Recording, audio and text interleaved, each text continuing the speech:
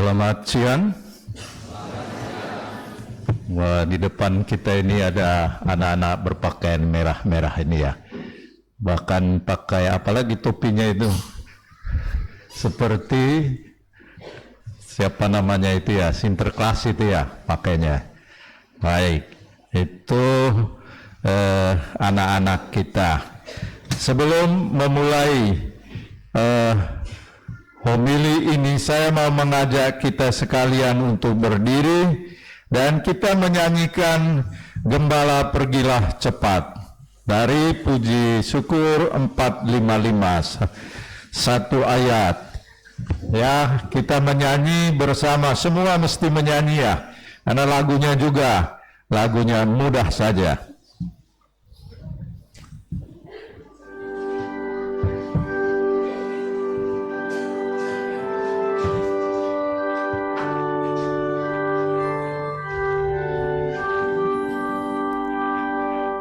Gembala pergilah cepat, cepat menuju Betlehem. Pergilah mencari di Betlehem Sang Raja Israel. Sang Sabaki menjelma menjadi manusia. Lekaslah berjumpa dengan Siang mulia. Oke, nah sekarang yang menyanyi hanya anak-anak kita yang pakai baju merah-merah ini. Coba kita dengarkan semua. Yang lain boleh duduk.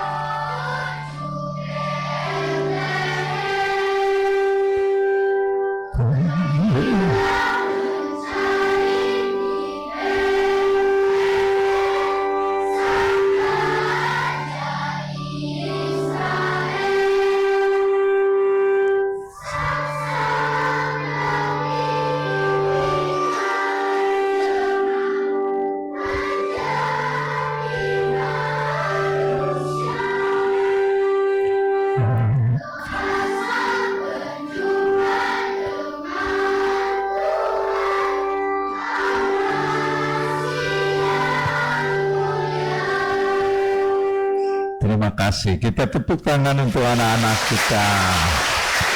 Iya, luar biasa. Memang lagu ini punya makna dan sebenarnya terjemahan dari apa yang dikatakan dalam Injil Lukas ataupun juga Injil Markus ataupun juga Injil Matius yang mengajak kita untuk pergi ke Bethlehem. Lebih-lebih Injil Lukas. Dalam Injil Lukas itu kita semua diajak bersama para gembala untuk pergi ke Bethlehem, ke gua Bethlehem. Jadi lagu-lagu itu juga punya makna, punya arti yang juga sebenarnya menyangkut pewartaan kita sekarang, pewartaan tentang kelahiran Yesus ataupun juga tentang apa yang dilakukan oleh Yesus. Maka dalam hal ini saya mengajak umat sekalian untuk selalu bernyanyi apalagi dalam Ekaristi. Jadi jangan biarkan kita menjadi orang yang tenang saja dalam gereja kalau Ekaristi ya. Kalau menyanyi ya kita menyanyi. Lalu nanti mungkin akan tanya apa artinya nyanyian ini? Seperti di sini dikatakan Sang Sabda kini menjelma menjadi manusia. lekaslah berjumpa dengan Tuhan Al-Masih yang mulia. Ya memang Sang Sabda itu, firman itu adalah Allah, dan Allah itu menjadi manusia. Itulah yang kita rayakan dalam perayaan Natal. Bagus sekali anak kecil menjawab. Saya tidak dengar suara bass dari belakang ini. Seharusnya dijawab itu supaya anak-anak juga ikut suara-suara bass itu. Pasti suara bass itu kan bukan dari anak-anak kan. Nah, saudara dan saudari, jadi lagu ini mengingatkan kita akan peristiwa besar yang terjadi. Dan hari ini kita merayakannya lagi dengan perayaan yang tadi dikatakan pesta perayaan penampakan Tuhan. Tapi isinya ialah bahwa ada 3 orang Majus atau disebut juga 3 raja datang ke Bethlehem, dituntun oleh bintang. Masih ingat siapa nama-nama orang itu menurut tradisi Katolik itu? Nama yang pertama saya sebut, lalu nama yang kedua, 3 kalian sebut ya. Nama yang pertama itu Baltasar, yang kedua Gaspar, yang ketiga Melkior. Ada yang nama Melkior di sini? Pak Melki. Jadi 3 nama itu, anak-anak tahu ya, 3 nama itu. Namanya tadi Baltasar, Gaspar, dan Melkior. Itu menurut tradisi Gereja Katolik diberi nama orang-orang itu. Memang dalam Injil Lukas itu maupun Matius juga tidak disebut namanya. Hanya kemudian dalam tradisi Gereja Katolik itu kita memberi nama mereka itu, dan namanya itu tadi Baltasar, Melkior maupun Gaspar. Lalu kita bisa sekarang tambah-tambah namanya itu. Artinya kan kita bersama-sama dengan 3 raja itu datang menyembah kan? Siapa mereka itu? Ya kita dengan nama masing-masing. Saya Paskalis, Pastor Yoga datang menyembah, Petrus atau siapapun di antara kita ini. Ya kan? Ya? Amin? Ya.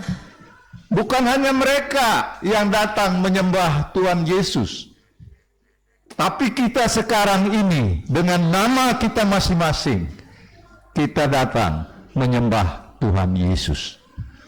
Saudara dan saudari, hal kedua, nyanyian kedua yang selalu membuat saya teringat tatkala perayaan ini dan bacaan Injil hari ini disampaikan kepada kita, yang tadi Romo Yoga membacakannya dengan baik sekali. Pada orang-orang Majus dari timur, mereka bertanya kepada Herodes, "Di manakah dia, raja orang Yahudi yang baru dilahirkan? Kami telah melihat bintangnya di timur dan kami datang untuk menyembah dia." Lalu dalam bagian Injil lainnya, kemudian mereka di sini dikatakan, "Lihatlah bintang yang mereka lihat di timur ini." Setelah bertemu dengan Herodes, mereka kemudian keluar dari istana Herodes dan mereka lihat, oh ada lagi bintang itu. Mereka melihat bintang yang di timur itu mendahului mereka hingga tiba dan berhenti di atas tempat di mana anak itu berada. Lalu dikatakan lagi, ketika melihat bintang itu, mereka sangat bersukacita. Nah, saya masih ingat waktu saya masih kecil seperti anak-anak ini saya diajarkan oleh ibu guru menyanyi tentang bintang kecil. Nah, bisa nyanyi nggak? Nah, coba berdiri. Bintang kecil. Ayo, 1, 2, 3. Bintang kecil di langit yang, kalau ada yang masih ingat boleh menyanyi. Amat dan menghias angkasa, aku ingin terbang dan menari jauh tinggi ke tempat yang berada. Sekali lagi, lebih bersemangat. Bintang kecil di langit yang biru, amat banyak menghias angkasa, aku ingin terbang dan menari jauh tinggi ke tempat kau berada. Terima kasih anak-anak kita. Jadi hari ini tepuk tangan untuk mereka. Hari ini memang gereja memperhatikan secara khusus anak-anak dan remaja kita. Nah, saya sengaja memang mengangkat lagu ini karena apa? Lagu ini kan melukiskan tentang bintang di langit yang tinggi, lalu dilukiskan tentang kebaikannya, keindahannya di sana, dan juga dibangunlah keinginan supaya kita bisa terbang tinggi, bahkan bukan hanya terbang, indah kan, menari. Ini indah, terbang tinggi dan menari di mana tempat engkau berada. Bintang kecil dalam pengalaman pelajaran anak sekolah dulu. Saya hafal di kepala saya gitu. Sehingga sudah gede begini, udah usia tua masih ingat juga lagu itu gitu. Dan hari ini kita mendengar dalam Injil bicara tentang bintang. Memang bintang yang menuntun 3 raja tadi, dan itulah alam menuntun ketiga raja ini untuk bertemu dengan raja yang maha besar, yakni siapa? Tuhan Yesus, kanak Yesus di Bethlehem itu. Mereka diantar oleh bintang ini dan kemudian menemukan bintang yang sejati dalam kehidupan beriman kita.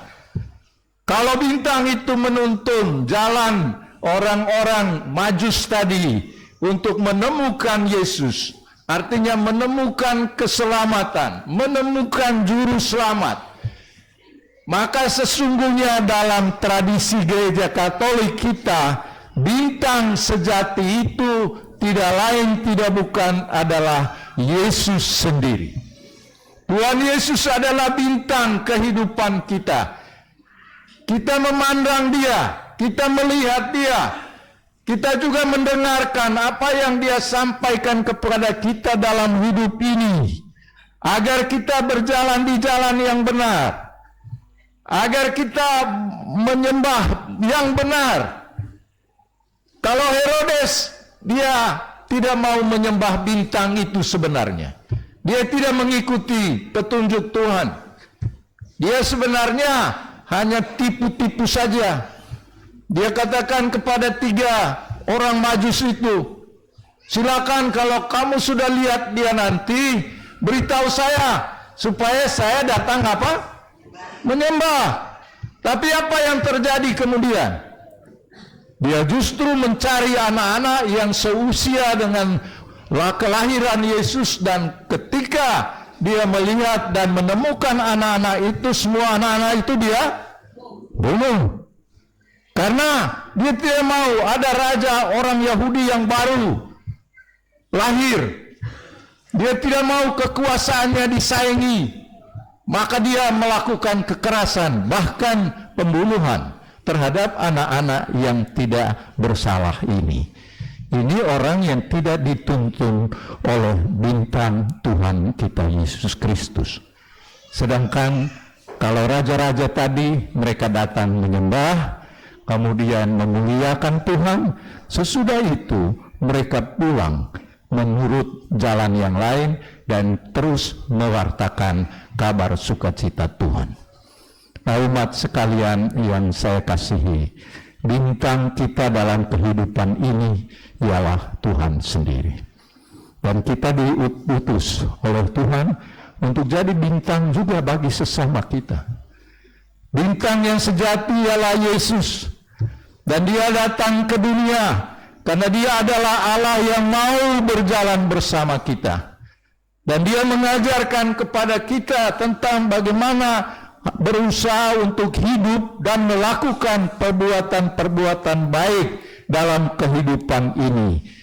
Kita pasti tahulah apa yang diajarkan oleh Yesus mengenai bagaimana kita menghargai satu sama lain, mengampuni satu sama lain, menghormati satu sama lain, menerima satu sama lain sebagai saudara dan saudari, bukan sebagai yang dimusuhi. Kalau orang yang hidup menurut cara Herodes, dia melihat orang lain menjadi saingannya, dan karena itu saya harus menghabiskan orang itu.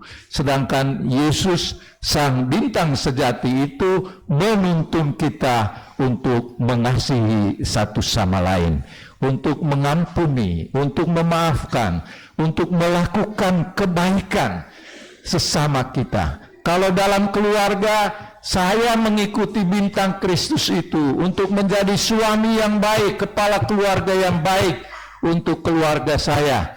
Sebagai istri juga untuk merawat kehidupan keluarga, merawat anak-anak yang dipercayakan.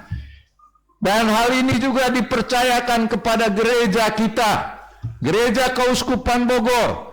Tahun ini mau perhatikan anak-anak dan remaja kita. Dan saya minta kalian semua ini juga untuk bersama-sama melakukan karya penggembalaan ini. Artinya kalau seorang gembala yang baik, dia menuntun anaknya, dombanya supaya selamat, supaya mereka makan yang baik, supaya mereka tidak kehausan, supaya mereka dilindungi dari serigala-serigala. Begitu kan gambaran kitab suci kan?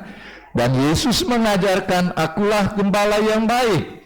Gembala yang baik itu menjaga, melindungi, dan mengembangkan domba-dombanya.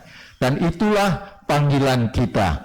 Kita mengikuti bintang sejati Kristus itu, dan kita menjadi bintang-bintang kecil dalam keluarga kita. Amin. Maka saya berharap bahwa tahun ini anak-anak di paroki ini mendapat perhatian khusus. Buatlah mereka merasakan sukacita, bergembira, bukan hanya di gereja, tapi di rumah masing-masing. Jadikanlah rumah kita itu menjadi rumah yang nyaman, rumah yang menyenangkan, asal kita mengikuti bintang sejati. Maka hal kedua yang penting untuk kita dari pesan Injil hari ini ialah mari kita menyembah Tuhan.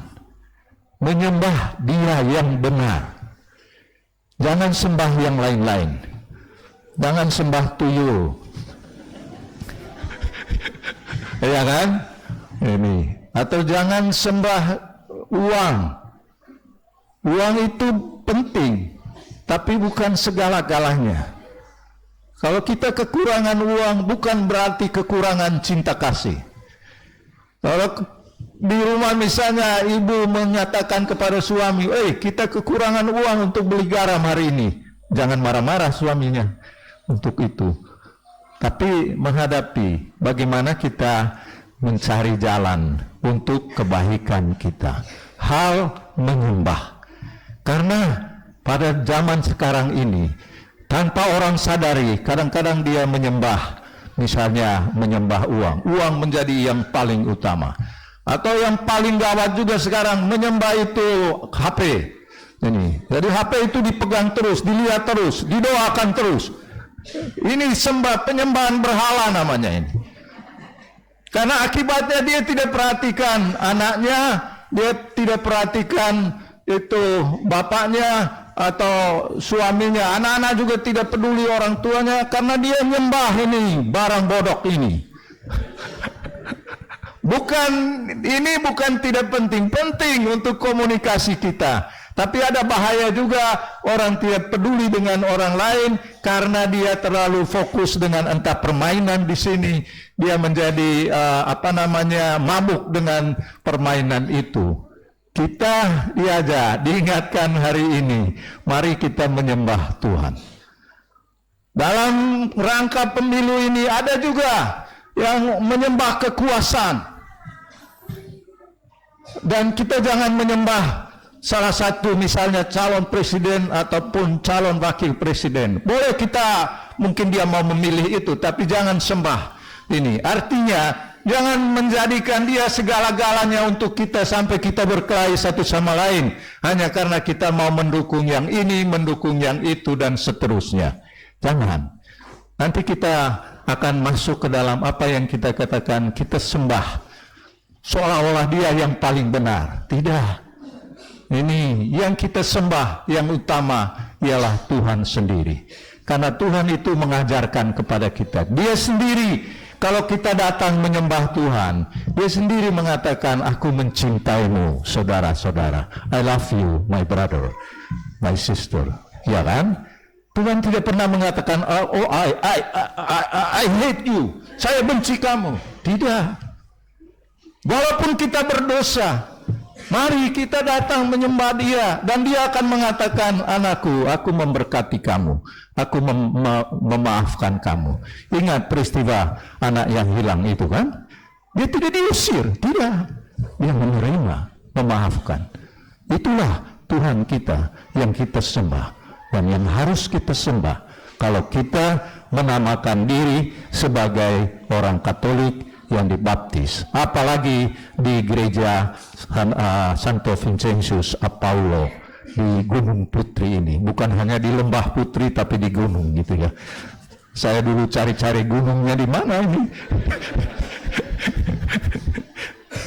Tetapi itulah, bukan soal gunungnya, tapi soalnya ialah bahwa kita dalam persekutuan paroki ini, kita adalah orang-orang yang menyembah Tuhan. Dan mari kita sembah dengan tulus dia. Karena dia adalah sang penyelamat. Dia akan menghantar saya untuk menjadi penyelamat bagi orang lain. Tugas saya yang mengikuti dia, melakukan apa yang dia lakukan. Dan yang dia lakukan adalah membuat orang merasakan keselamatan itu. Dan keselamatan itu terjadi tatkala kita hidup dalam damai. Maka untuk anak-anak juga tema mereka itu menjadi anak misioner yang membawa damai ini. Dan kita sekalian juga diajak untuk menjadi orang-orang yang membawa damai. Orang-orang yang menghindari ujaran-ujaran kebencian, terutama pada masa pemilu ini. Kadang-kadang kita muncul dalam WA group karena beda-beda afiliasi politik dan seterusnya. Tidak dilarang untuk berafiliasi kemana saja, tetapi diminta supaya saya sebagai uskup, saya membimbing umat saya supaya kita tidak berkelahi karena pilihan politis kita. Tidak ada gunanya. Anda mungkin dia menaikkan dia menjadi presiden, sesudah itu dia tidak pernah peduli dengan kita. Dia tidak tahulah siapa itu umat Gunung Putri. Presiden Jokowi tidak pernah datang ke sini kan? Walaupun dia melakukan karya banyak untuk Indonesia ini. Maksud saya, kita boleh mendukung orang-orang baik, tapi jangan membuat kita itu berkelahi satu sama lain, membenci satu sama lain, mengucapkan melalui WA grup itu yang membenci karena kita berafiliasi ke sini dan ke sana. Tidak. Kalau kita menyembah Tuhan, benar-benar menyembah dia, dan mau menjadi bintang sejati mengikuti Kristus, kita akan menghadapi perbedaan itu dengan semangat bersaudara, menghormati, menghargai. Silakan sobat Pilihlah siapa yang Anda mau pilih, tapi hormatilah kita sesama manusia. Jangan membenci satu sama lain, tidak ada gunanya. Kebencian itu hanya menghancurkan kita. Dan kita misalnya kita berkelahi satu sama lain, dia yang kita pilih itu dia ongkang-ongkang saja di sana, dia dapat duit banyak. Sementara kita yang berjuang untuk dia, kita berdarah-darah untuk satu sama lain. Untuk apa, saudara-saudari? Itu tindakan yang tidak sesuai dengan ajaran Tuhan kita Yesus Kristus. Amin.